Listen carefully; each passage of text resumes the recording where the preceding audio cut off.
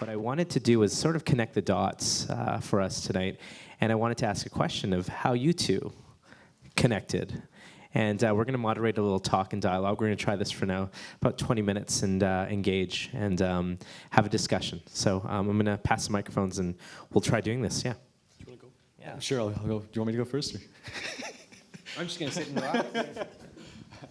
No, actually, it was during something that you're probably all familiar, or most of you are familiar with, is a lecture series called Life Pilot. And it's just about linking your goals to your values to what you're doing on a day-to-day basis. And that was brought into SFU by Sam for the students. And so I was navigating one of these workshops and did so for a couple of years with Sam. And that's basically how we met. And ever since then, I've just been doing new things together. No, and I think it was Chantel who originally introduced us because Chantel approached asking about this. And Mike came, and we both built a really strong foundational friendship, and Chantel was gone then. But it was also interesting because if you think about even this journey to where we are today as an add-on, because Mike and I meet on a fairly regular basis, and sometimes there may be a gap in time.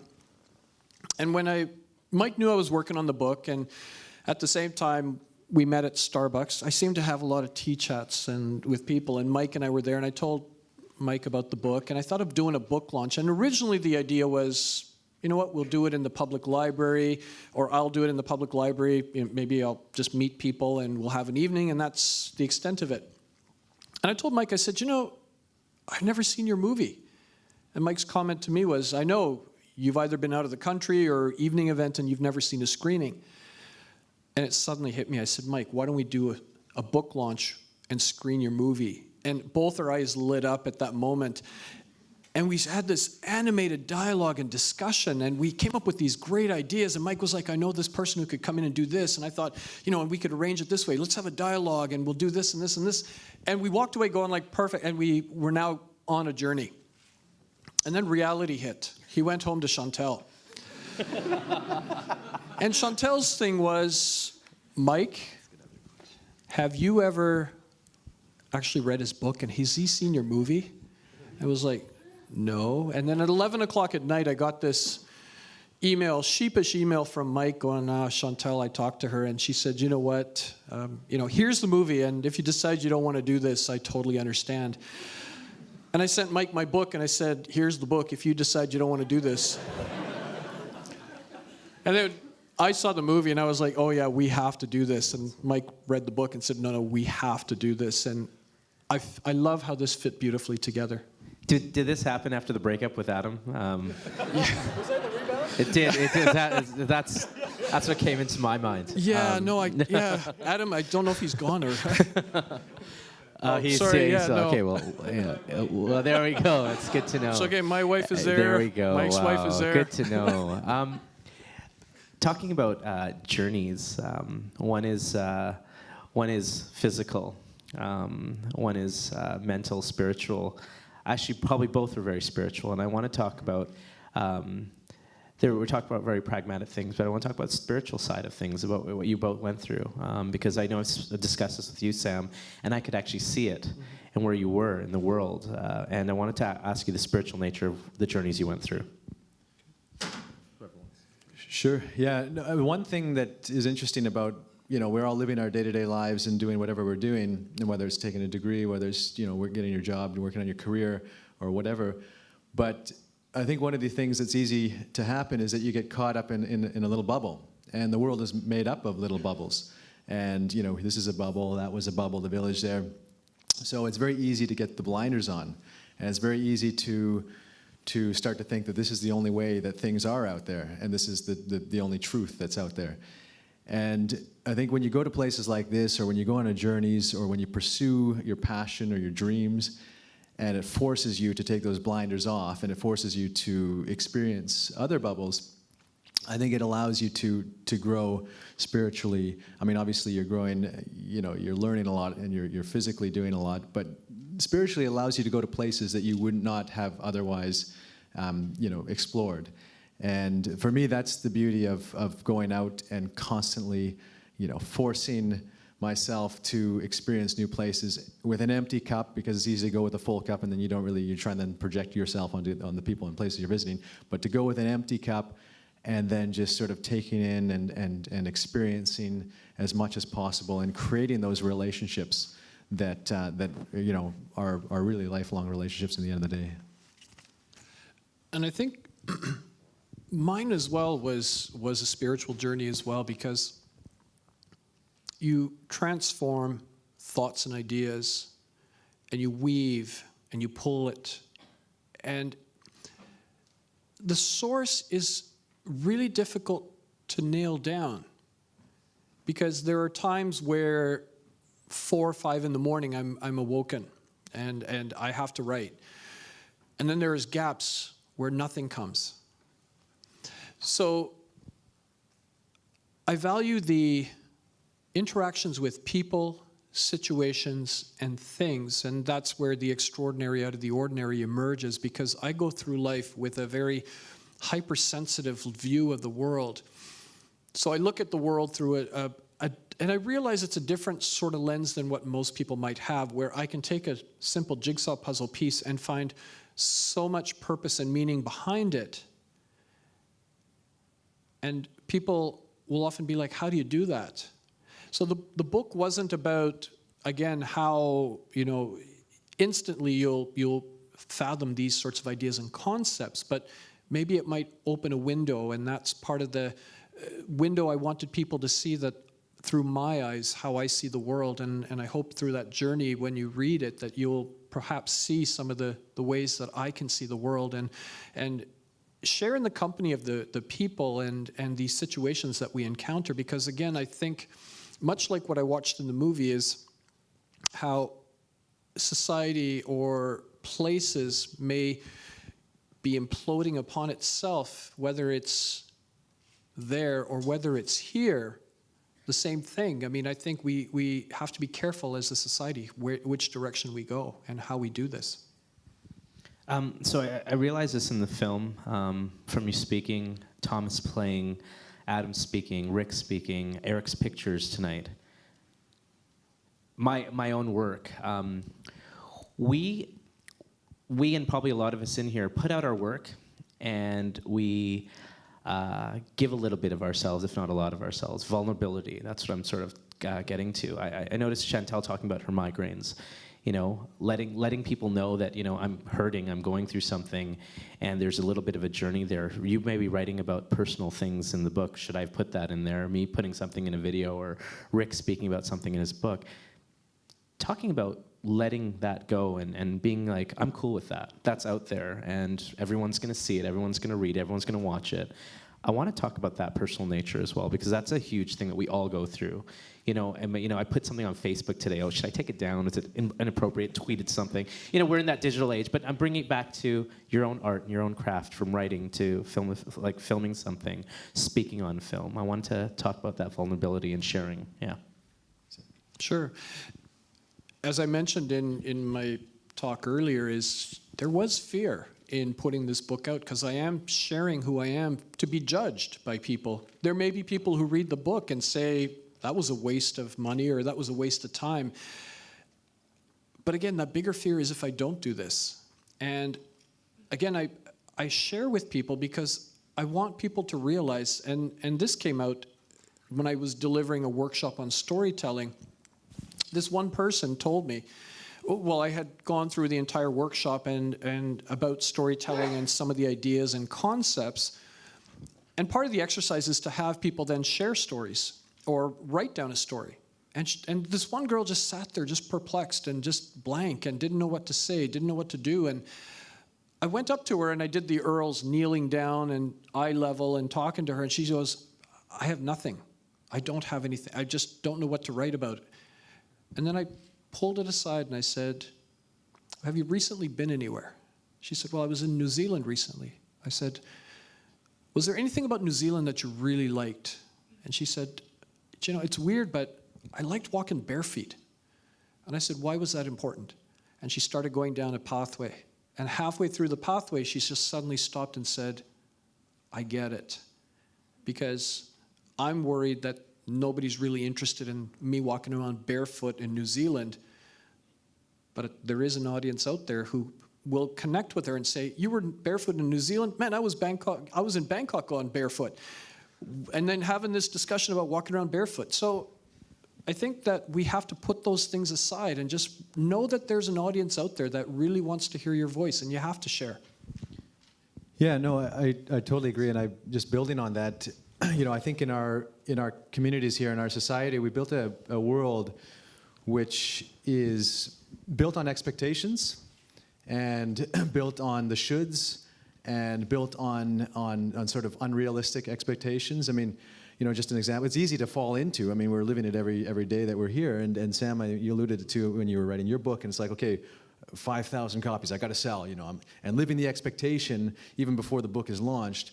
And so I think it's very easy to fall into that trap, when in fact what the world I think really needs right now is a sense of realness, a sense of authenticity, a sense of basically us sharing our own truths, because you look at these little communities all peppered around the world, and that was the history for tens and tens of thousands of years, and it's really only the last 1,000 years that we've kind of evolved in terms of an industrial revolution and the connectivity that we have now in the modern day society.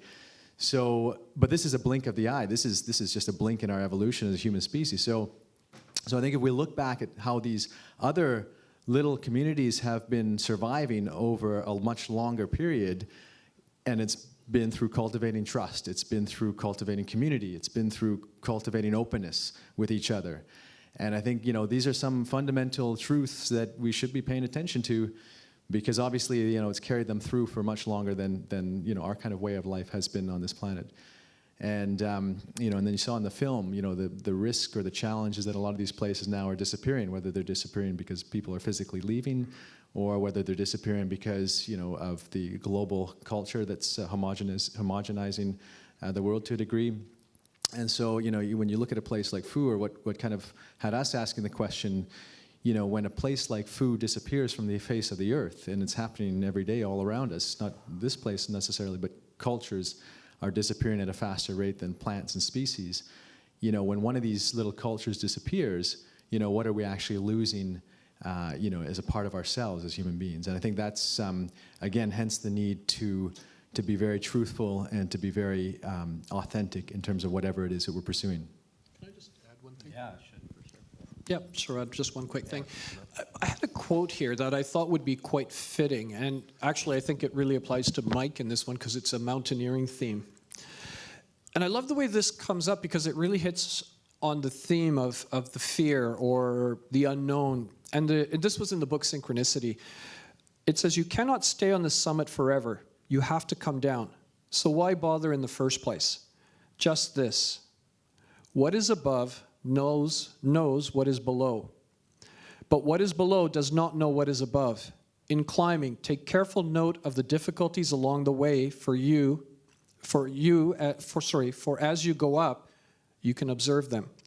Coming down, you will no longer see them, but you will know that they were there if you have observed them well. And I think that's all about this whole fear piece, is you got to go up in order to understand what the journey is. So that quote, observing what is going on around you during the path, so you're taking stories that you're telling. So for both of you, and anyone else on a path that's reaching towards something or a part of a story that they're trying to tell, what are you doing next? What is next for you after this? Like, you reach a certain community and you climb a certain mountain, you write a book, and you tell your story. What do you do after that?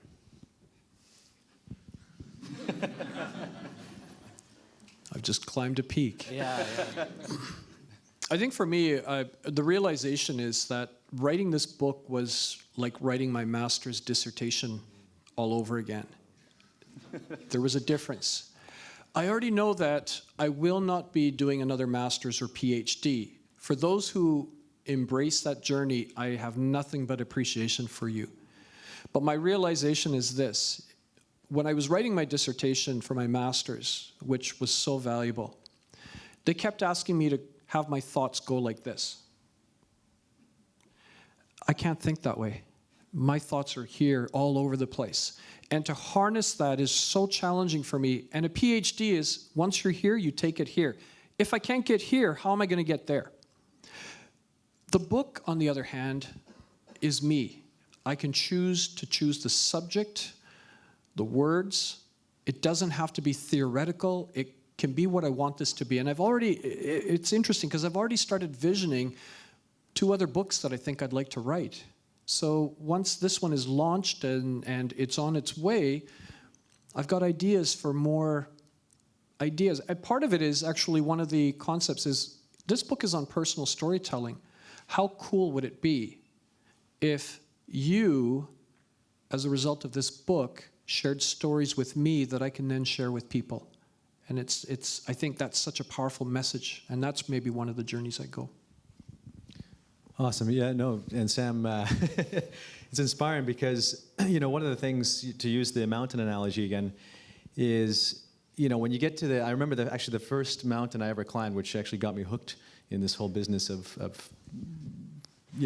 trying to get up piles of rock, but was, we got to the top of the mountain, and you think that, when you get up to the top of the mountain, you'd have this, elation or epiphany of some sort. But the fact of the matter was it was windy, it was like blowing. I'm just like, okay, we got up here, let's just get down. But what I did see for a brief moment was, I took a look around, and suddenly there were dozens of new peaks that had just opened up around me, peaks that had not existed to me before. And so I think, to Sam's point, I think, when you pursue something like a book or film or whatever it may be, it kind of puts you up there on the summit where suddenly you can identify, there's this whole world of other opportunities that I didn't know existed for me before. And so I think part of it is, listening to that. There seems to be a natural flow to the way things work. And if you can just sort of, pursue that flow as new doors open, I think that's where some of this stuff really starts emerging. And so specifically to answer the question, I haven't actually publicly announced this yet, but we're working on the next film project, and it's going to be in collaboration with the Tahltan First Nations up northern BC. I wanted to do something a little bit closer to home. There's a lot going on right now in our province in terms of where the province should be in terms of its identity and cultural extraction, resource extraction, and what that means for us as a community. And also it has a lot of ties to the Tahltan, where they're sitting on the most resource-rich lands in our province, but they have basically no benefit out of this, whatever gets pulled out of their province or out of their lands. So the film is going to touch on some of these challenges in terms of, how are our choices down here influencing a culture and a society that's totally disconnected from it up there. And really, we're a part of the same home here, so we should be caring about each other. So that's it's going to involve a land traverse in their lands over 2 mountain ranges, and in collaboration again with different artistic works. So Thomas, who you all know now, is actually going to be producing the score for the film, and we're going to go up and shoot it in August. And I've got my Twitter handle, which I just signed up a few days ago, which you can follow for updates on the film if you want. But we should be having some news about it later on in the year. So that's kind of the next adventure, so to speak. So they're not really busy at all. They're just taking it easy after this. Okay, no, I mean, nothing short but impressed by everything that I've seen this evening. And I wanted to, as a part of my dialogues that I do, I engage with the audience. And we have a lot of intelligent and interesting and creative people here. And I wanted to open up some questions out there. And these are the people you want to center it to, and maybe some of the people that you've seen perform and add their talents as well. So because this is allowed, we're a small, intimate group, sort of. Please, these are the, our tribe, right? Just us, the circle of life here. I want to just, put up your hand, and then I'll point to you, and we can ask questions. So please, comments, questions. We want to engage.